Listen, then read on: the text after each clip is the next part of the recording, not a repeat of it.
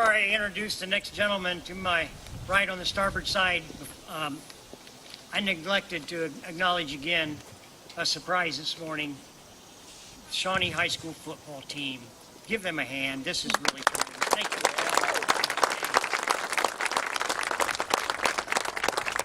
I didn't know anybody with Shawnee was coming as classmates just a few days ago, but I'm going to tell you just a little bit what they do at Shawnee, and I think they've done since 1969-70. They award what they call the Larry Allen Gracely Award to a football player, not just based on athleticism, but also on character.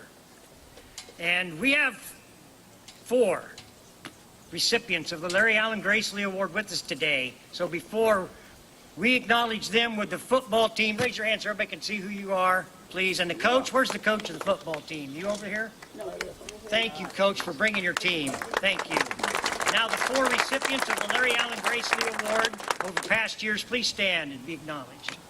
Girl, 3. I thought it was 4. Sorry, I can't count. I'm saying. All right. Thank you so much for coming here today. Now there's a gentleman about to speak next to me who is someone I've known for a while, but not on much a personal level, but known for a while.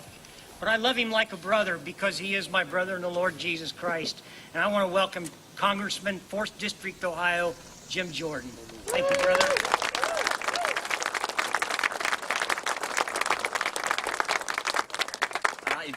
Events of real meaning, real significance don't just happen. I learned a long time ago, you want to attain any objective that has lasting value and that is worthwhile. It takes work, it takes effort, it takes sacrifice, and it takes a willingness to assume the risk with trying to accomplish the goal.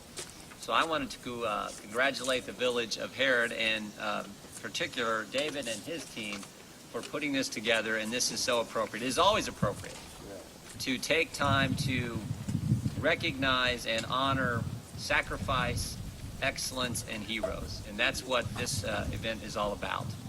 And every time I get an opportunity to talk about those individuals who put on the uniform of this country and gave their life for this great nation, I'm always reminded of this story, and I've shared it many times, but I've yet to find a better way to convey why they do that, why they're willing to put it all on the line. How many of you remember this story?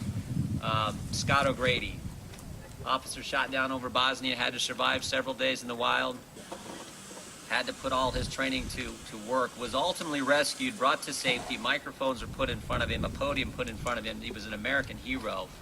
And at that press conference, it was interesting what this 29-year-old veteran in the United States military had to say. He said, first of all, I want to thank God because it's a miracle that I'm standing here today. He said, second, and I'm paraphrasing, but he said something to this effect. He said, I want to thank my family because it was while I was out there trying to make it, trying to survive, that I thought about them, and I knew they were thinking and praying for me. And knowing they were doing that helped motivate me to do what I had to do to make it. He said, I really want to thank my family. And third, he said, I want to thank the real heroes. I want to thank those guys who risked their lives to come save me. They're the heroes. And I thought, you know what, in a few statements, this young man who served our country captured what our great nation is all about. When he referenced God, he was getting at this idea of faith and how central faith has always been to the American experience. Clear back to 1776, clear back to Plymouth Rock, it has always been there. When he referenced family, stop and think about it. First institution the good Lord put together wasn't the church, it wasn't the state, it was moms and dads and kids. And people will put on the uniform of their nation and go give it all so that their kids can have life better than they did. That's one of the things that makes our country the best. And then finally, when he referenced his fellow servicemen, he was getting at the word we most associate and the word we recognize today, the word freedom. Stop and think about it. The United States military has always stood for freedom. And that's the exception. Throughout most of history, in most places, armies and navies and militaries have stood for tyranny and oppression. But in our great country, the United States military has always represented freedom, and not just for Americans, but for countless number of people around the planet.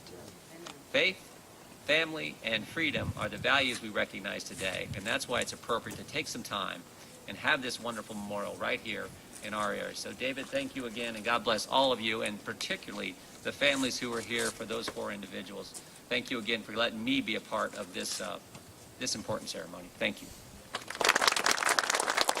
Old Bizjack, make your way to the bridge. Colonel Capone, please come to the starboard wing of the bridge. Joe Bizjack has come here representing Representative Steve Arndt from the 89th District of the House of Representatives of Ohio. Thank you, brother. Thank you. Well, Representative Arndt sends his regrets today that he couldn't be here. That being said, though, he wanted to make sure that the office was present to ensure that we recognize the sacrifice of John Sauvey. That being said, we're very grateful for everything that all families have done, their sacrifices, their commitment they made to this country by extending their loved ones to the armed services. So on behalf of the 89th House District as well as the 132nd General Assembly, we have this commendation here for the Sauvey family for the sacrifice that John Sauvey has made. And if somebody can come up and accept this, we'd be greatly appreciative of that.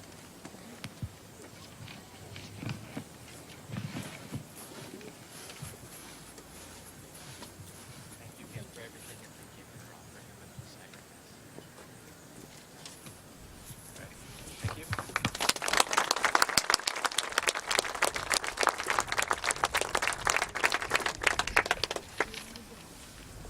Now we're distinguishedly privileged this morning to have with us Colonel Mark J. Capone. I did it anyway, didn't I?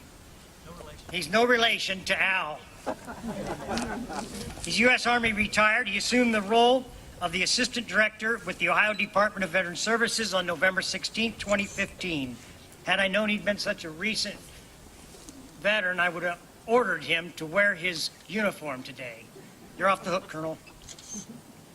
Prior to his appointment, Colonel Capone served as commander of the 371st Sustainment Brigade and Chief of Staff for the Ohio Army National Guard.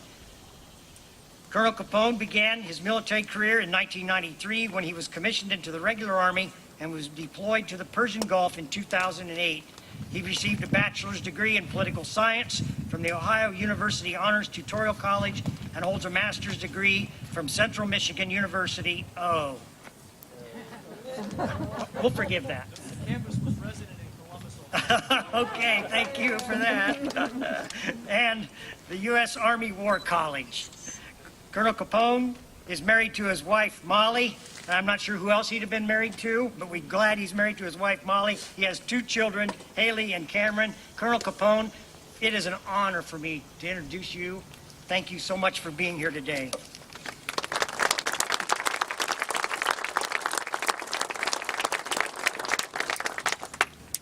Good morning. The introduction will be longer than my remarks. It's just an honor and a privilege to be here.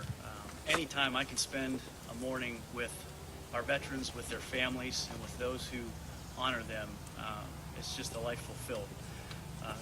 To the Congressman and all the other elected officials here, thank you for your service. To the veterans here and your families, thank you for your service to our country. And to the families and the survivors of the ship, may God look over us all today as we remember the service of those fallen.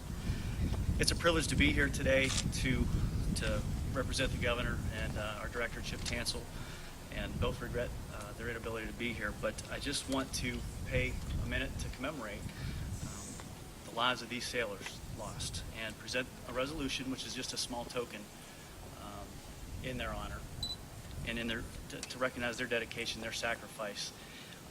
There's no words that we can say. That's why I'll be brief. There really are no words that we can say that truly express the gratitude for service, for the sacrifice that these sailors made to their country, to their fellow service members.